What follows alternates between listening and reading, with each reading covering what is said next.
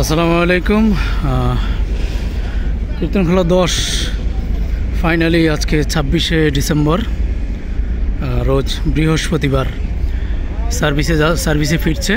নৌযানটি already কিন্তু আলু কলেস্টর ঘাট থেকে ব্যাগার দেওয়া হয়েছে, দেখতেই পাচ্ছেন। সময় এখন প্রায় 4টা 45 মিনিট। দুপুর 2টায় অবশ্য ঘাটে ফেরার কথা ছিল, কিন্তু কাজ কিছু বাকি থাকার কারণে 2-2.5 ঘন্টার মতো বিলম্ব হয়। তো কীর্তনখোলা 10 সার্ভিসে ফিরছে আজকে থেকেই। দেখতেই পাচ্ছেন যে ব্যাগার দেওয়া হয়েছে নৌযানটিকে। আমি অবশ্য সকালে যখন শিডিউল আপডেট কভার করতে যাই দুপুর 12টার দিকে, তখন অবশ্য কর্তৃপক্ষের সাথে যোগাযোগ করে জানতে পারি যে দুপুর 2টায় ঘাটে আসবে। পরবর্তীতে সেই বিষয়টা কিন্তু আমি আপনাদেরকে ক্লিয়ার করেছিলাম শিডিউল ভিডিওতে, সেটা কিন্তু আপনারা দেখেছিলেন।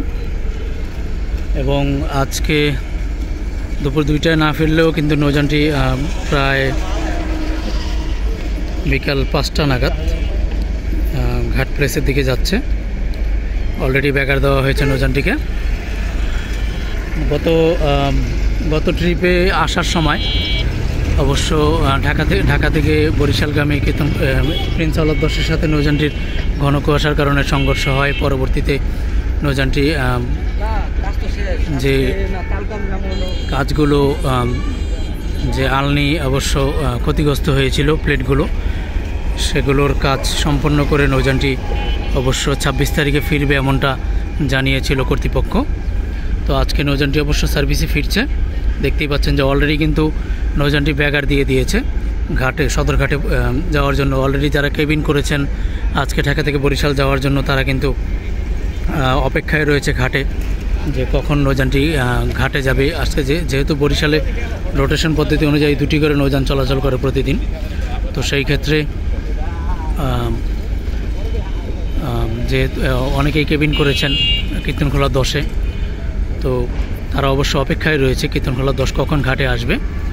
আমরা কিন্তু অবশ্য ঘাট থেকে আপডেট দিয়েছি অলরেডি। তো কীর্তনখোলা 10 এই যে হচ্ছে তার দূর থেকেই দেখাচ্ছি, অবশ্য তেমন এটা বোঝা যাচ্ছে না।